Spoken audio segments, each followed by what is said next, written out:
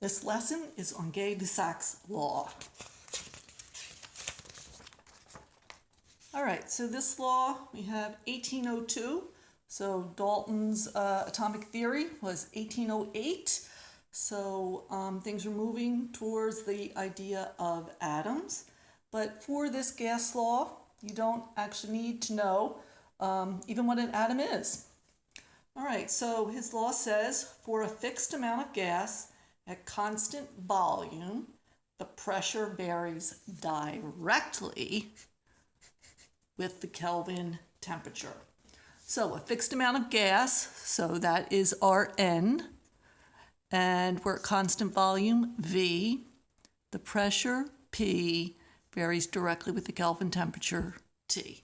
So again, we have our four factors that describe a state of a gas in our law. Okay, so pressure varies directly. So if we plotted pressure and temperature in Kelvin, of course, we would get a straight line. As temperature increases, pressure increases. And as temperature goes down, pressure goes down. And we know when we have a direct relationship, our variables divide to give a constant. So that means that pressure over temperature is going to equal some constant K. That, of course, depends on how much gas we have and what the volume is. All right, so since we have constant volume, it means we're in some kind of rigid container, like a metal tank or just some strong container that won't change when the pressure changes as a result of the temperature change. All right, so that means that if we're at one set of conditions, P1 and T1, they equal a constant K, and as long as we're at the same amount of gas and volume, another set of conditions, P2 over T2, has to equal that same K. So then we can say that P1 over T1 equals P2 over T2. And again, temperature must be in Kelvin.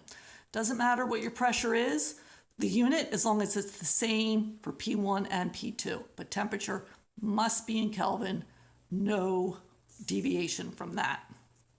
All right, so let's take a look at what is going on here with the drawing. We'll use this. Okay, so let's say we have some kind of can. We'll take the example of an aerosol can. And there's our top of our aerosol can. And we'll put some gas particles in there. 1, 2, 3, 4, 5, 6, 7, 8. We'll just put in 10 gas particles. And so we are at a P1 and a T1. So now let's take that can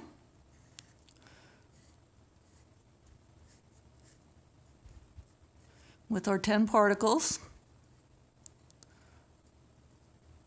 and heat it up. And there's our Bunsen burner flame. So we're heating this up.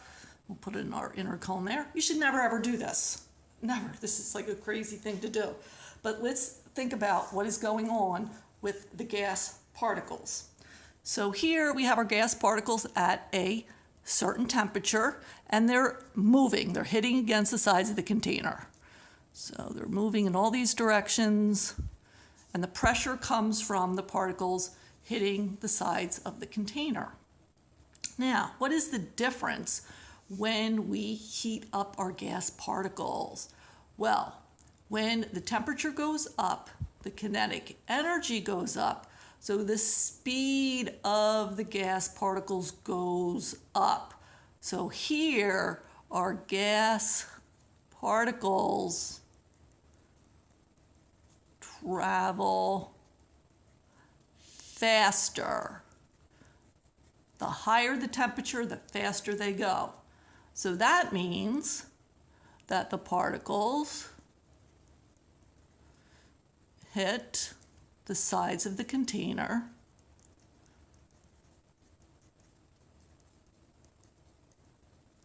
more often. And that is why the pressure goes up.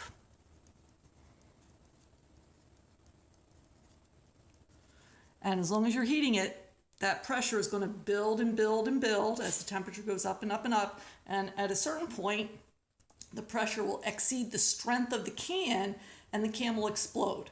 So that is why you should never put an aerosol can into a fire. The gas pressure will build up to a dangerous level. Okay, so here would be our P1 and our T1. Here would be our P2 and T2. So sometimes we represent how fast particles are moving by the length of the arrow. So these particles traveling faster, we would draw longer arrows to show them, hitting the sides of their container. These guys are moving slower. These guys are moving faster. But they go the same distance because they're in the same volume. Okay, let's do a problem. If the pressure of a gas in a rigid container, so this means the volume's not going to change, is 525 kilopascals at 800 Kelvin. Well, let's put a decimal point in there. What is the temperature in centigrade if the pressure decreases to 104 kilopascals? All right, so initially our gas is at this pressure. This is our P1, and here's our T1, and it is in Kelvin. What is the temperature? That's our new temperature, our T2, if the pressure decreases, so that is our P2. So volume stays the same, no gas is getting in or out, so we use Gay-Lussac's law, P1 over T1 equals P2 over T2. So our P1 is 525 kilopascals, and we can just leave it in kilopascals, divided by T1, 800 decimal point Kelvin, equals our new pressure is 104 kilopascals, and we're looking for T2. Okay, when you have your variable in the denominator, you must get it out of the denominator. Never leave a variable in the denominator. Never, ever, ever, no matter what class you're in, no matter what equation you're doing, never, ever, ever leave your variable in the denominator. So there's different ways to do the algebra. We could take the reciprocal of each side, or we could cross multiply. But what we don't want to do is divide each side by 104 kilopascals, because that will leave T2 still in the denominator. So I'm going to just use the cross multiplying method. So, let's say kilopascal on each side cancels out, divide both sides by kilopascal, we can do that. So we get 525 times T2 equals 800 Kelvin, oops, decimal point in there, times 104. So now we can divide both sides by 525 and get our value for T2. So let's see what we get. So 800 times 104 divided by 525 equals. So we get 158 Kelvin. When you use the law, you get Kelvin. Our question, though, wants the temperature in centigrade. So how are we going to change that? Well, when we go from centigrade to Kelvin, we add 273. We're going to subtract 273. So minus 273 equals. So we get a temperature. So T, oops, I'm running out of page here.